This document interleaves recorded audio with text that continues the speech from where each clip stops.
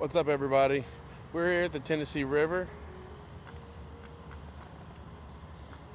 There we go. There's the Tennessee River.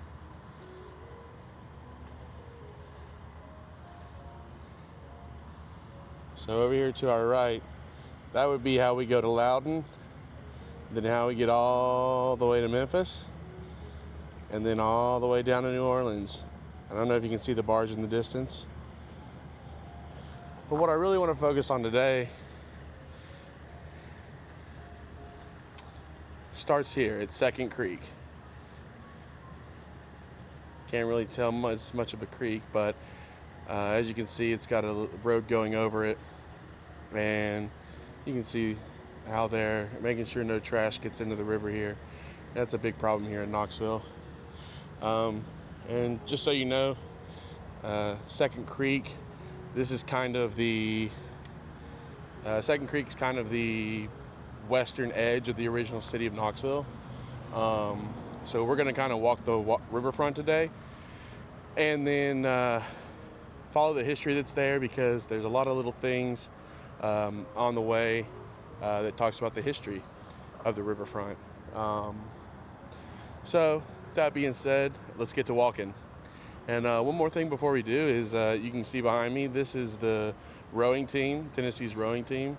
Their rowing team is one of the best in the country.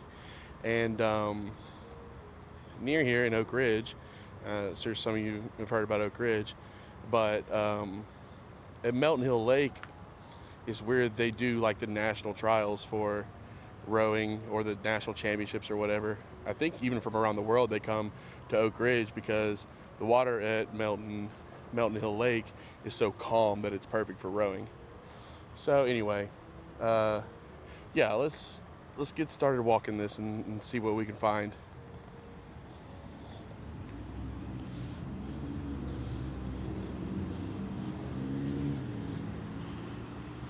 So over here on our left, you're going to start to see Neyland Stadium, home of the Tennessee Volunteers. And this is a little piece of history about it here. Neyland Stadium, one of the largest stadiums in North America, is named for General Robert Neyland, the football coach who, in his 21 seasons at the University of Tennessee, led the Vols through 9 undefeated seasons and brought the Vols a national championship in 1951. Coach Neyland was known both for his rigorous practice sessions, most of which took place on a dirt field here beside the river, and his football theories, or quote, maxims, some of which are listed below. There are more ways to score on defense than on offense. A quitter never wins, and a winner never quits. Never stop till the referee's whistle blows. One good blocker is worth 3 ball-carrying stars. A team that won't be beat can't be beat. The team that makes the fewest mistakes wins. Go out to fight and keep it up all afternoon. Football is a battle. Let none escape. 11 men in every play. And yeah, so here we are starting to walk down the riverfront. And as you can see, kind of right in front of us, there is a train truss bridge that goes all the way across to the south.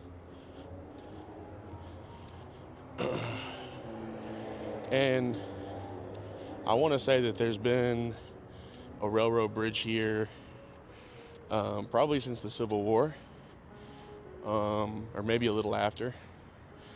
I'd have to look it up. Don't know off the top of my head. So as you can see, you know, the riverfront has a little flat space here, and then it kind of goes up to the bank on the left. Obviously, everything's a little different since TVA got here. Once they dammed up everything, the waterfront changed, and obviously the river became deeper and more navigable. The Tennessee River, that is.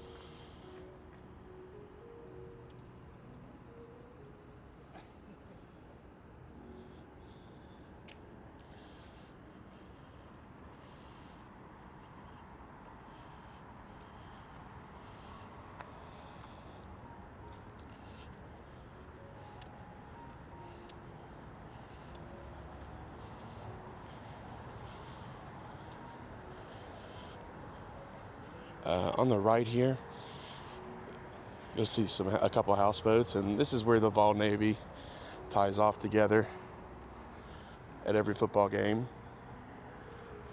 I mean, there's hundreds of boats that end up here and travel from all over, travel all the way up the Tennessee River to get here.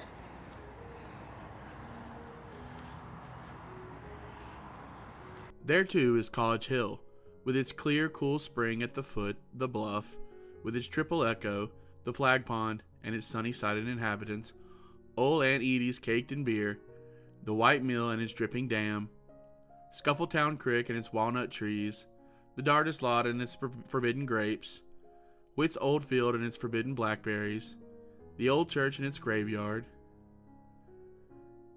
Quote, "Oh, complicated darnation. That ain't it," said Sut. Quote, "You's drunk or you're ashamed to tell it. And so you tries to put us all asleep with a mess of dern nonsense about echoes and grapes and walnut trees. Oh, you're derned."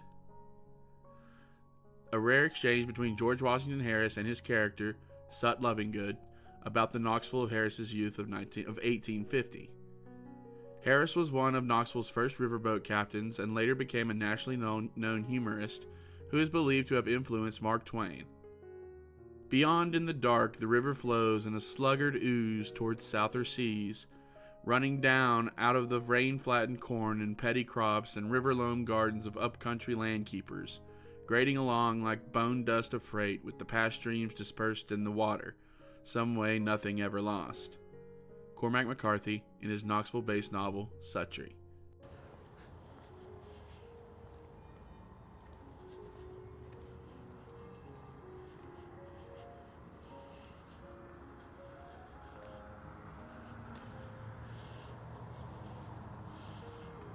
Here on my left, this is a train they call the Three Rivers Rambler.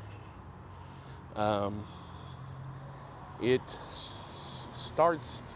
takes off from down there near Second Creek, but then goes way out to east and northeast Knoxville. Great scenery. I definitely recommend it. It's been a long time since I've been on the Three River Rambler, but yeah, recommend it for sure.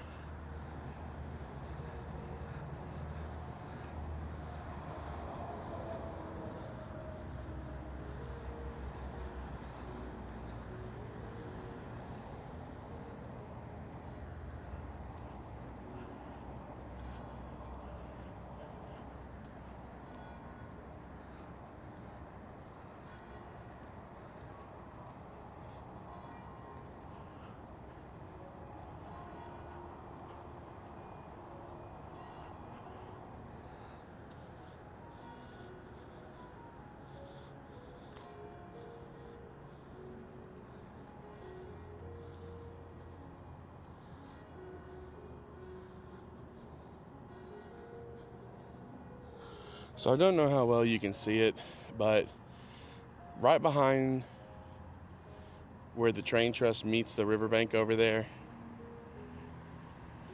that hill, it's kind of ridge that rises up, that is where Fort Dickerson is. Fort Dickerson is one of 9 forts that the Union built here around Knoxville to protect it from the Confederate advances. It's probably one of the most well-preserved earthen forts, definitely here, but who knows, maybe even the country or the world. I don't know. Probably not the world, but maybe the country. If you can imagine, at one point, the city was being shelled from over there. So imagine they're taking those from over there on that ridge and attacking this side of Knoxville here. You can't really see, but up the hill. So I mean, I don't know how far this is, but pretty crazy that shells could even go that far accurately in the Civil War, which I doubt they were accurate, but you get the point.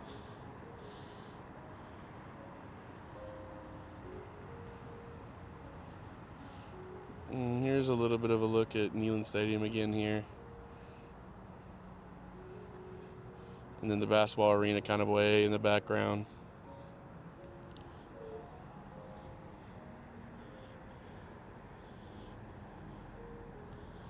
All right, let's get back to walking here. Actually, kind of want to.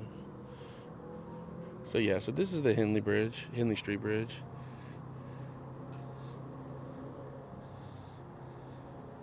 Cool thing about this is back when they had the Labor Day fireworks called Boomsday, they used to shoot them off of this bridge.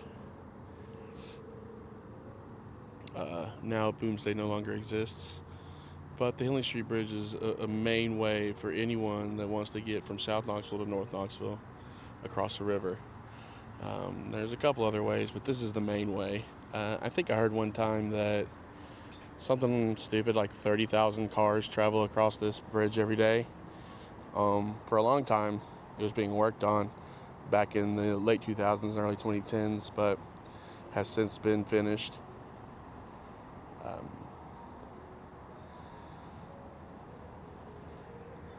All right, let's move on.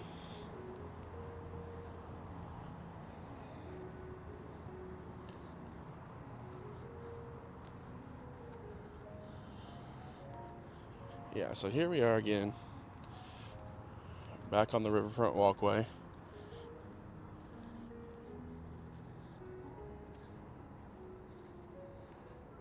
And back when Knoxville was settled, a reminder is TVA hadn't been here yet. So the river looks completely different now than it used to, and so does the bank, I'm assuming.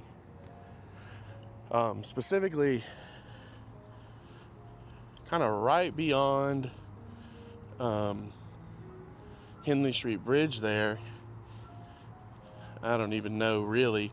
I've just seen it on maps, but there used to be an island almost to the riverbank on the other side. But of course, it is no longer there because since TVA has dammed up everything and risen the waters.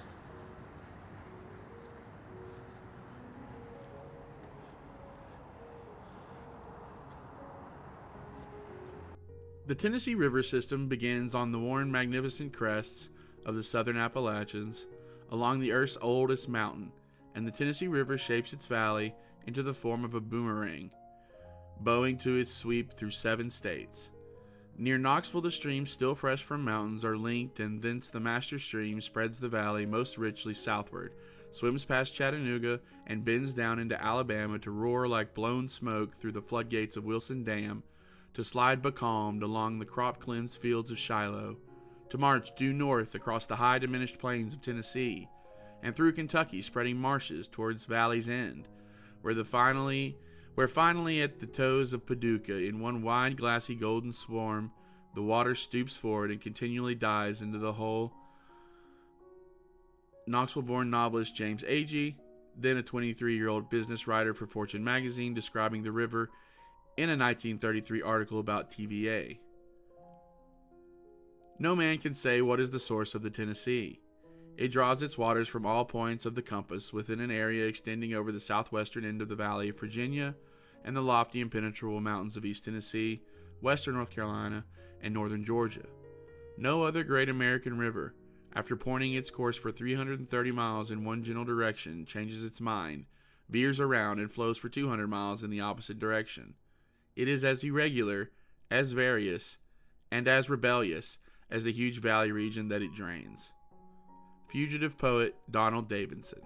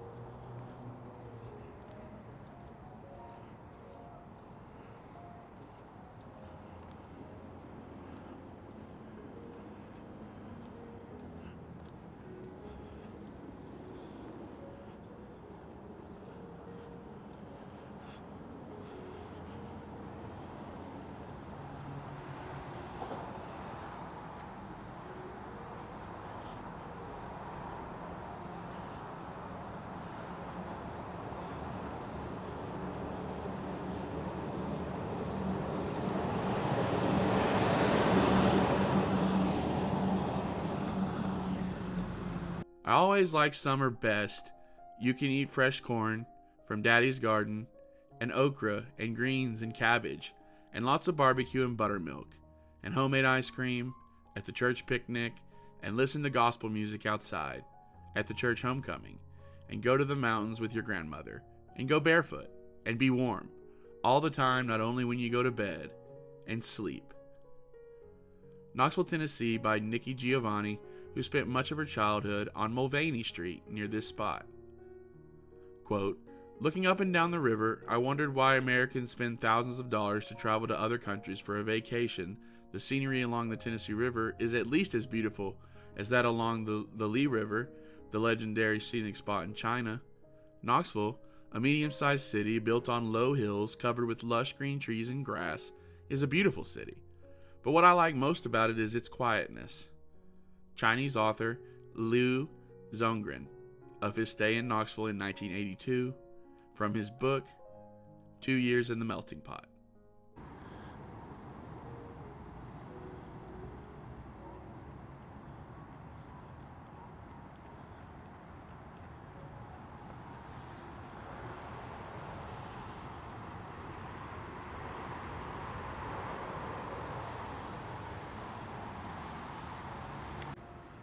So you can't really see it here as well. You can kind of see right there in the distance a little bit up on the hill. This is kind of what, or not kind of, this is what I would consider, the original Knoxville, and it was. We'll get a little more specific when we get closer, but yeah, so again, where we started, Second Creek, that was the western boundary, really. Obviously at the beginning it was not the western boundary. But yeah, we're just continuing to walk down the river.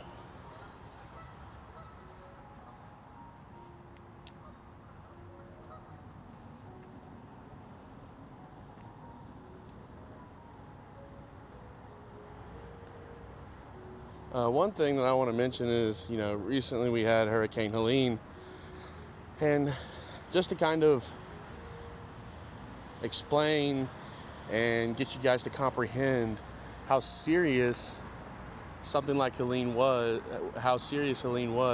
and how it can affect even somewhere like Knoxville, where we didn't, obviously have the flooding that they did in North Carolina and Eastern Tennessee.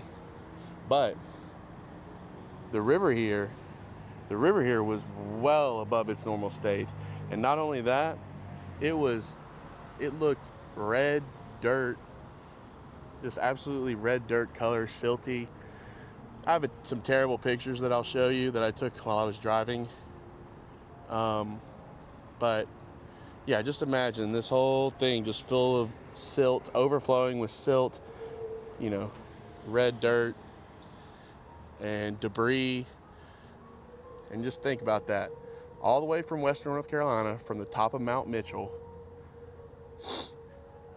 all the way down to Asheville, all the way over the Tennessee border, along the French Broad, all the way down to here. And all that debris went all the way down to Loudon Dam. And then eventually, I would think, some of it would end up in the Delta, New Orleans. And that gives you a great example of how some of our watersheds work. It's crazy how far that water can be carried in our watershed system.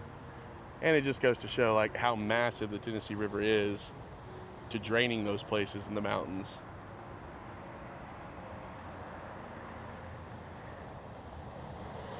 Here's another piece of history.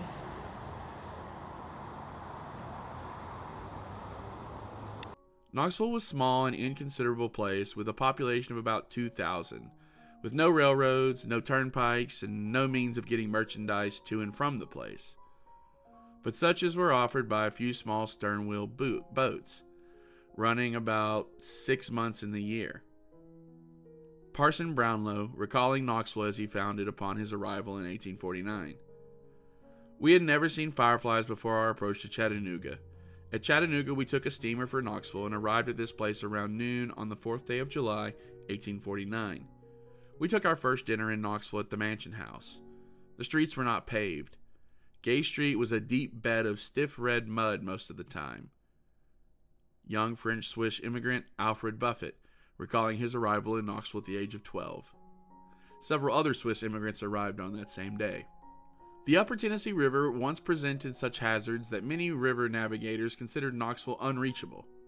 However, in answer to a challenge advertised by Knoxville businessmen, a small side-wheeler from Cincinnati called the Atlas made its way up the entire length of the Tennessee, even past Alabama's treacherous Muscle Shoals, to arrive in Knoxville on the evening of March 3, 1828. Captain D. Connor accepted the prize of $640. Over the next few years, several other riverboats followed into the Atlas's wake. Their lines the Guide, the Harkaway, the Holston, and another Cincinnati steamer called the Knoxville, originally piloted by Knoxvillian Marcus de Lafayette Bearden.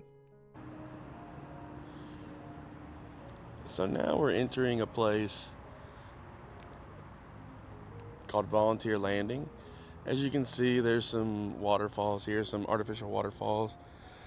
And, Volunteer Landing, it wasn't always here. But it's been a great addition to the riverfront and made it so much easier to walk it. And that's kind of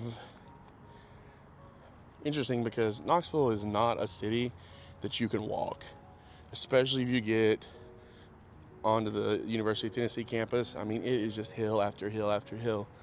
So it's really tough to walk the city sometimes. So it's nice to have this riverfront here.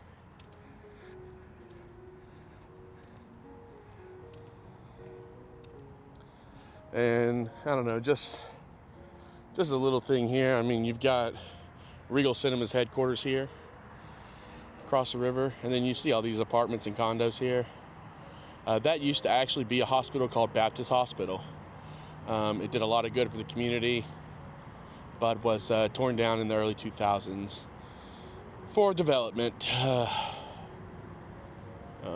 So it is how it is, but it is what it is. So yeah, we're just continuing down here.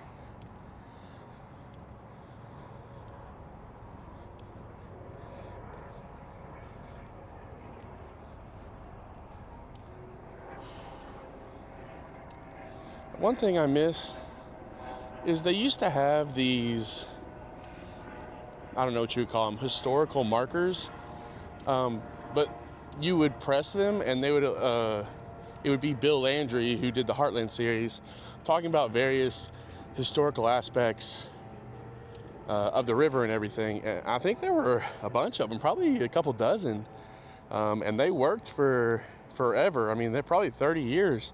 The electronics in them worked, and I guess they just took them all out. It's kind of sad, because those were my favorite part of Volunteer Landing.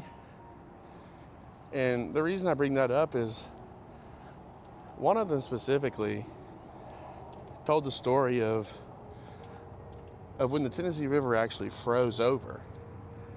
Now, the last time the Tennessee froze over was in 1940. But it wasn't the whole river that froze over. It was only parts of it in Loudon, way on down that way. Way on down.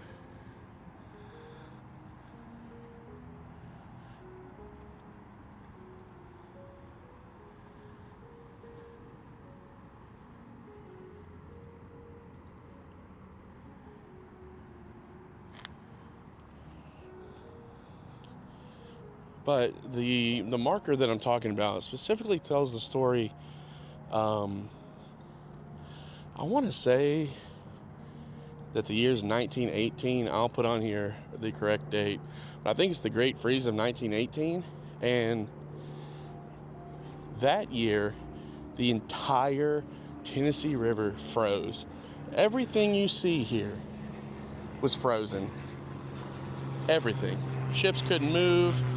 Goods couldn't get in or out.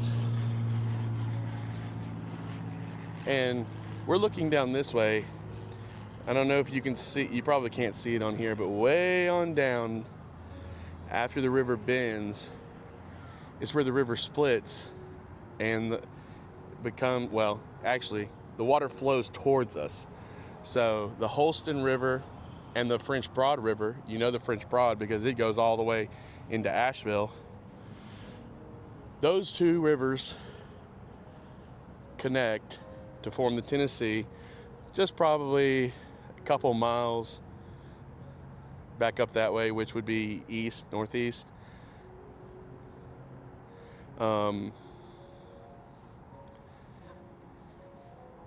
And they say that how it happened is the ice flow from the Holston and the French Broad, chunks of icebergs flowed down the river, and eventually they all got stopped up here.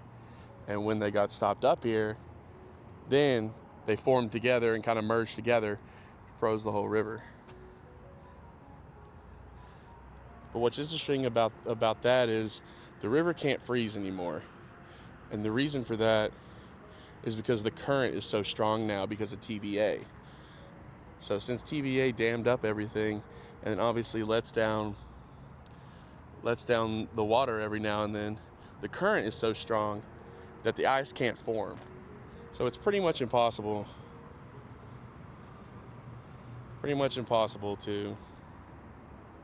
for it to freeze in today's world.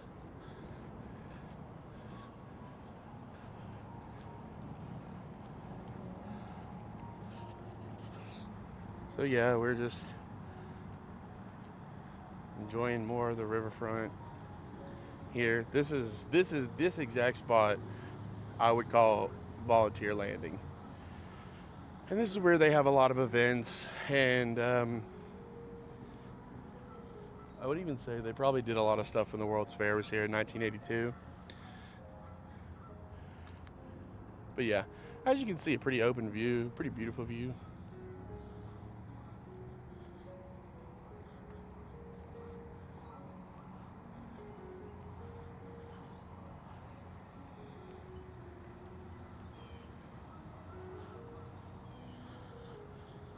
Now, this right here in front of us is Calhoun's. It's definitely one of, if not the premier spot to get food traditionally here in Knoxville. It's nothing special. It's really just kind of a normal restaurant. Got everything from seafood to burgers to barbecue, but it's all about the location. We love pulling our boats up to this dock here, just getting out and eating some lunch at Calhoun's. And Knoxville is a place that, doesn't really have a lot of food as far as unique food that you can't get anywhere else.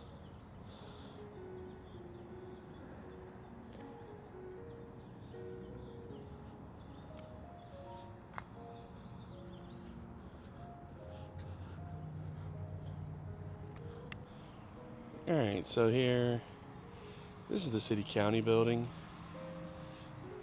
And this was what behind it, and you can't really tell, but it sits on the original hill that Knoxville was built on.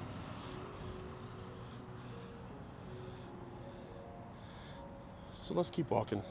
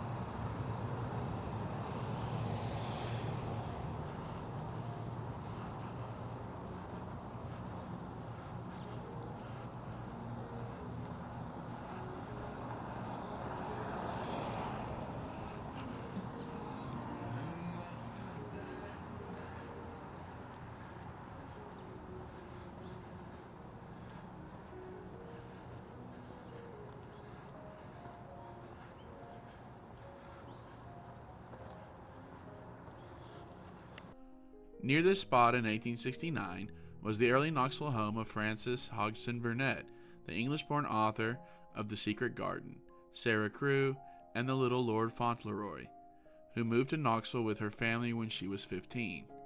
When Frances was 20, her widowed mother died here, leaving her children alone in the Riverside house, where they established an informal community of musicians and artists they called Vagabondia Castle. Her son Vivian later described it, quote, "A rather roomy but dilapidated house with a backyard running down to the Tennessee River. As Vagabondia Castle, it became the very center of an enthusiastic group of youngsters who were glad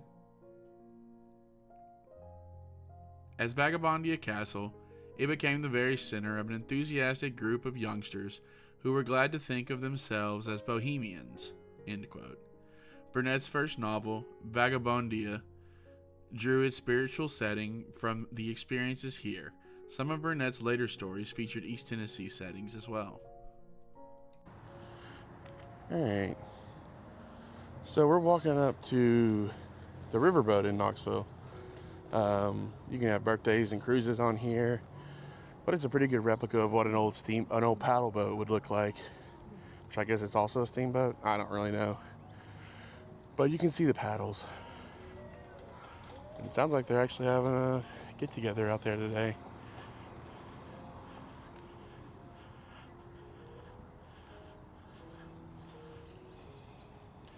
But yeah, riverboat cruises is definitely one thing that you have to do if you come and visit Knoxville.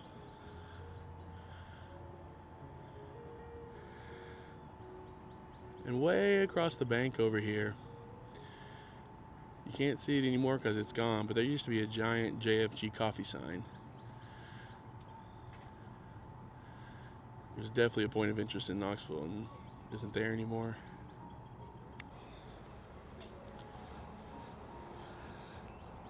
And so here, the riverboat we're getting really close to the end of really what I would call the main riverfront of Knoxville. But there's some cool stuff up here that I want to show you.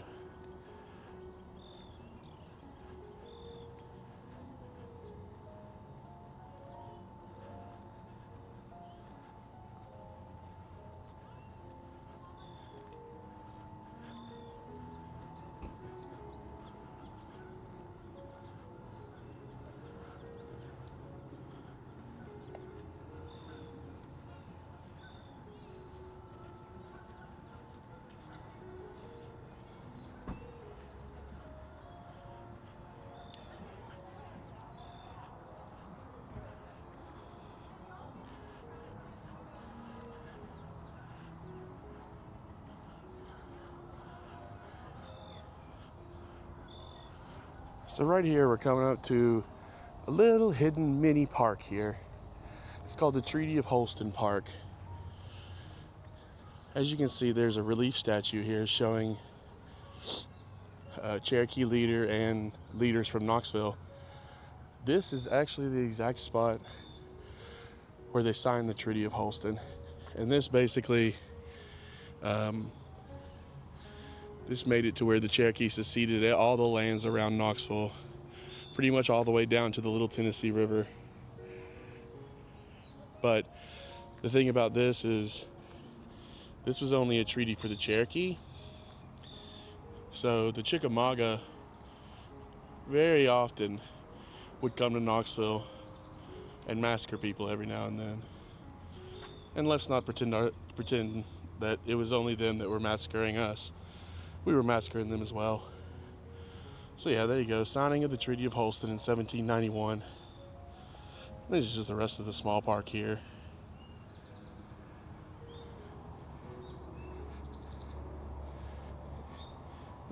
In the infant town of Knox, the houses are irregular and interspersed. It was county court day when I came. I saw men jesting, singing, swearing, women yelling from doorways. Whiskey and peach brandy were cheap. The town was confused with a promiscuous throng of every denomination, blanket-clad Indians, leather-shirted woodsmen, gamblers, hard-eyed and vigilant. I stood aghast. My soul shrank back to hear the horrid oaths and dreadful indignities offered to the supreme governor of the universe.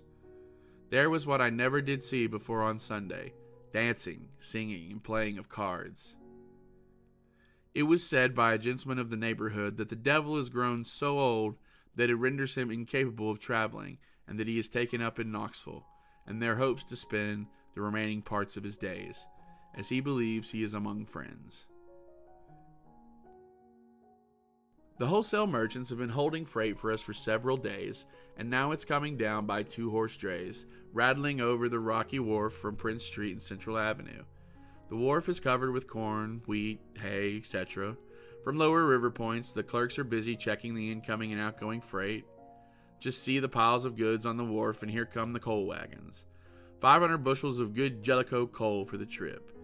It's 1 o'clock and all's ready. I tap the big bell on the hurricane roof and turn her loose.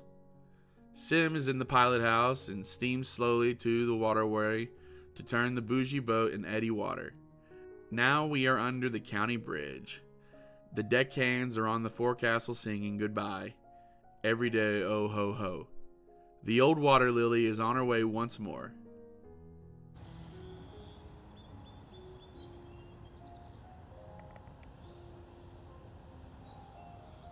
Okay, so now we're here at First Creek. You can see this same kind of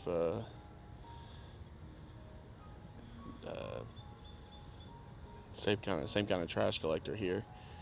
Then you can see a bridge that goes over First Creek. And the thing about First Creek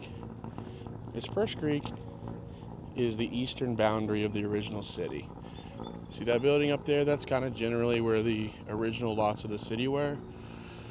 And so here you got First Creek is the eastern boundary. The northern boundary, which would be straight ahead, way up there, was actually a kind of swampy bit of land that they eventually turned into a railroad depot. And then back where we came from west, that's Second Creek. That was the western boundary. And then here obviously would be the southern boundary, the river.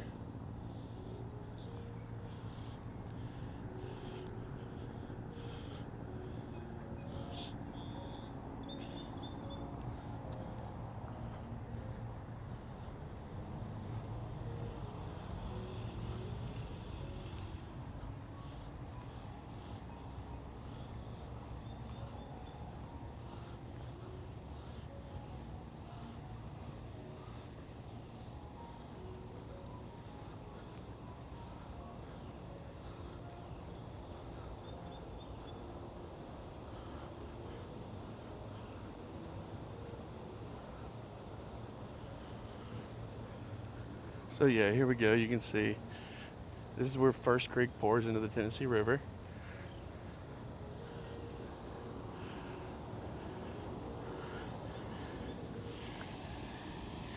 And I don't know if you can hear it, but there's a waterfall right there, a man-made waterfall. And I just talked to a guy who was fishing around here, and he said this is one of the best places to catch bass in the city because of the waterfall. But as you can see, they've had to turn the creek into a man-made creek at this point.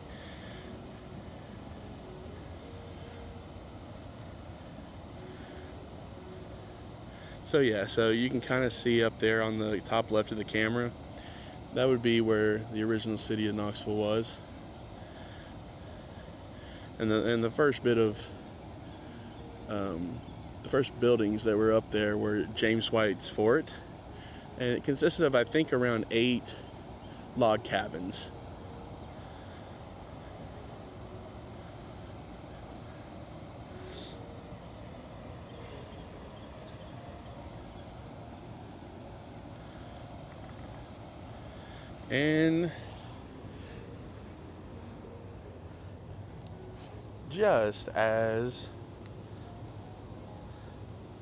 And just as we are finishing this little mini tour of the riverfront, the sun is out and it's warm.